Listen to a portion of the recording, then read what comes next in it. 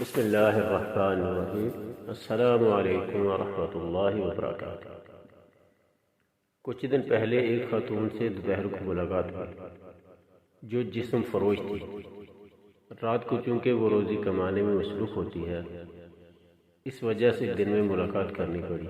ویسے بھی ایک مسلمان کو یہ زیب نہیں دیتا کہ وہ کسی کی روزی کمانے کے وقت اس کو مشکل میں ڈالے۔ انہوں نے بہت عزت کے ساتھ ڈرائنگ روم میں بٹھایا، خاطر بداعت کی۔ ان کا حال پوچھنے کے بعد میں نے سوال کیا کہ آپ اس بے لذت کام میں کیسے پھنس گئے؟ ایک لمحے کے لیے ان کے چہرے پر اداسی چھلکی، پھر مسکرا کر بولے کہ عشق ہو گیا تھا اور محبت میں اندھی ہو کر گھر سے بھاگ نکلی۔ کچھ دن محبوب نے چار دیواری میں میری چادر اتار کر دل و جان سے محبت کی، اور اس کے بعد نہ سر ڈانپنے کو دیوار رہی نہ چادر رہی۔ جب واپسی کا سفر کرنے کا سوچا تو خیال آیا کہ بھاگنے کا فیصلہ تو میرا تھا۔ اب اگر گھر گئی تو جو تھوڑی بہت والدین کی عزت بچی ہے وہ بھی لوگ تار تار کر دیں گے۔ رہنے کو ایک جگہ ٹھکانہ ملا جہاں مجھ جیسی لڑکیاں تھیں، اور بس پھر جسم بھی روزی روٹی کا سبب بن گیا۔ سوال کیا کہ والدین تو معاف کر ہی دیتے ہیں، ان کا نرم دل ہوتا ہے، تو ایک بار چلی جاتی تو مسکرا کر بولے معاف تو اللہ بھی کر دیتا ہے، لیکن لوگ معاف نہیں کرتے۔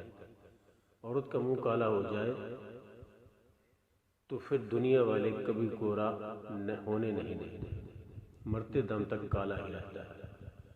سوال کیا کہ چلیں بھیک مانگ لیتی، کم سے کم اس کام سے تو اچھا کام ہے، تو بولی یہ سب کتابی باتیں ہیں، کوئی کسی بیکارن کو کرائے کا کمرہ بھی نہیں دیتا، جھونپڑی میں بھی نہیں رکھتا، عزت بیچ کر کم سے کم عزت سے تو رہ لیتی، اپنا گھر ہے، اپنا بستر ہے۔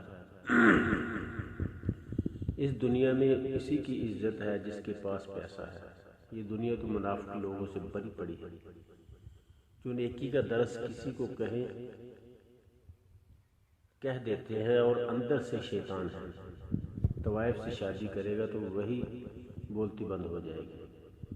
سوال کیا کہ محبت کیا ہے، تو کچھ لمحے خاموش رہنے کے بعد بولے کہ محبت بھی ایک دھندا ہے۔ مرد اپنی رقم انویسٹ کرتا ہے اور پھر محبوبہ کے جسم سے کھیل کر سود سمیت واپس لیتا ہے۔ اگر وہ عورت اپنے محبوب کے رحم و کرم پر ہوتی ہے، مرضی ہے شادی کر لے اور مرضی ہے چھوڑ دے۔ جو لوگ سچ میں محبت کرتے ہیں وہ نکاح کا راستہ اختیار کرتے ہیں۔ سوال کیا کہ گناہ کرتے ہوئے تکلیف نہیں ہوتی، تو بولے کہ جب انسان گندگی کے ڈھیر میں رہنے لگ جائے تو پھر اسے بدبو کا احساس نہیں ہوتا، بلکہ خوشبو اس کے لیے زہر بن جاتی ہے۔ بس اپنا بھی معاملہ ایسے ہی ہے۔ سوال کیے کہ نوکری کر لیتی، کہیں شادی کر لیتی تو گناہ سے بچ سکتی تھی، تو بولے کہ جب لوگوں کو یہ معلوم ہو جائے کہ لڑکی اکیلی ہے، اس کا کوئی نہیں، تو بیڑیے بن جاتے ہیں۔ شادی شدہ مرد ہو یا کنوارا، سب ہی ایک صف میں کھڑے ہو جاتے ہیں۔ یہ دنیا اکیلی عورت کو جینے نہیں دیتی، لیکن درس جتنے مرضی کروا لو، ایسے نیکیوں کے درس دیں گے، لیکن شکل مومنوں والی اور کرتوت کافروں والے کرتے ہیں۔ پھر بولیں شادی کون کرے گا؟ آج کل لوگ ایک دوسرے کا جھوٹا پانی نہیں پیتے، اب شادی کی بات کرتے ہیں۔ اب تو قبر تک یہ گناہ ساتھ ہی رہے گا۔